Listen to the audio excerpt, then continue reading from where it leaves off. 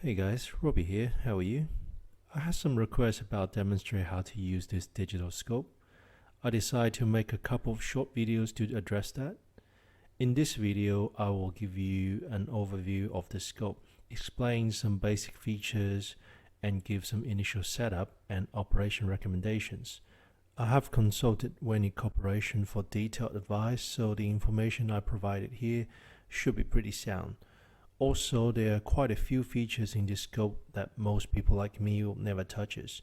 Of course, it doesn't affect the effectiveness of the main features. However, if you ever consider to use them, then I have some contents here to provide some visual guidance. So without further ado, let's get started.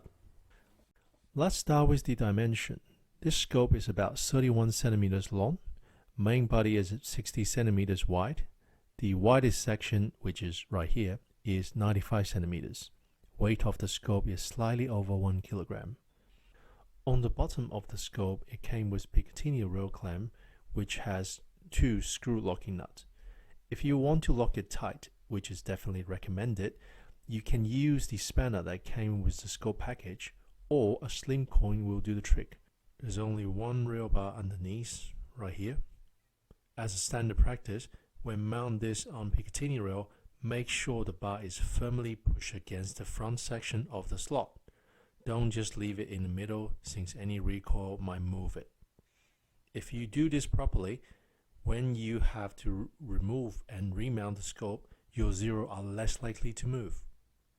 I also recommend you to mount the scope towards the rear portion of the rail because the eye relief of the scope is relatively short, roughly 50 centimeters. It is exactly the same length as the silicone eye shield cushion. For me, since I wear glasses and only use the scope on my 22, I tend to take it off. Easier to view and doesn't interfere with my glasses. But if you worry about the recoil, it may have a chance to injure your eye, or don't want the monitor light to spread out in the open to expose you, please keep the shield on.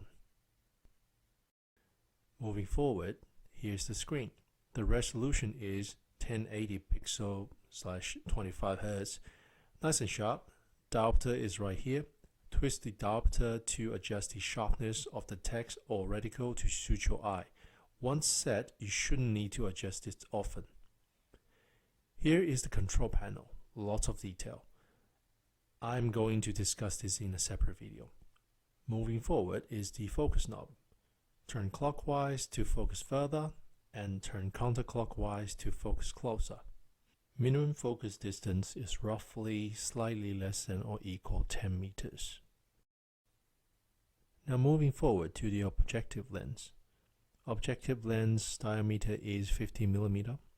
It came with a silicone lens cap to give some protection to the lens, but more importantly, it serves as a sunshade to the lens. Please note the unit I have in my hand is an early production batch where the cap is still one solid piece. The current version, however, has a 19 mm diameter hole in the middle. In a bright sunny day, simply just leave the cap on the lens to restrict the amount of light goes to the objective lens. This is to prevent sensor damage from long exposure to too much bright light. Here you may be thinking, the scope is meant to be used on both daylight and nighttime. So during the day, how do I know if the device is under pressure? Well, in general, when you feel like wearing sunglasses, that's a good indication. Also, the device is smart enough to send you a blinking warning. It looks like this. When you see this, the device is telling you, please reduce the amount of light to the objective lens. Put the lens cap on if you haven't done so. Moving on to the left hand side, there is the built-in red laser pointer on top, and below that is the built-in infrared flashlight in 940 nanometer spectrum. It is not visible to the human eye. You can twist this knob to adjust its focus. Basically, you're choosing between wider spread with diffused and closer range, or narrower spread with focused and longer range. I recommend leave the setting in the middle, only adjust when situation requires. We might discuss the pros and cons of the 850 nanometer spectrum and 940 nanometer spectrum infrared flashlight in a separate video.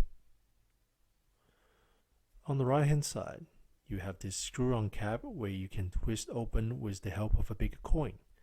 And this is where your Type-C recharging slot and TF card slot sits. Regarding recharging, using the Type-C cable and charging adapter that came with the scope, connect to 110 volt or 220 volt power point. Please note that you can also recharge the device with power bank, which may come in handy in the field. The recharging current is 5 volts 1 amps. Fully recharged takes about 6 to 8 hours. Once fully charged, the battery will last you roughly 6 hours. In my experience, that is true. I did bring advice, however, if you turn on a few additional features such as Wi-Fi, Super Night Vision mode, video recording all on at the same time, your battery will run out faster because the CPU of the scope is under heavy load, so keep that in mind. Now take a look at the TF card slot. This is where you insert your TF card to storage all the photos and videos you record with the scope. It accepts TF card up to 128 GB capacity. The minimum grade, or also known as the serial data speed requirement, is class 4. However, if you intend to record using high resolution setting, the recommendation is to get class 10 TF card. Personally, I say get class 10. Checking what you recorded during a trip is great fun, so why not in high resolution? Get a 32 GB class 10 TF card at least.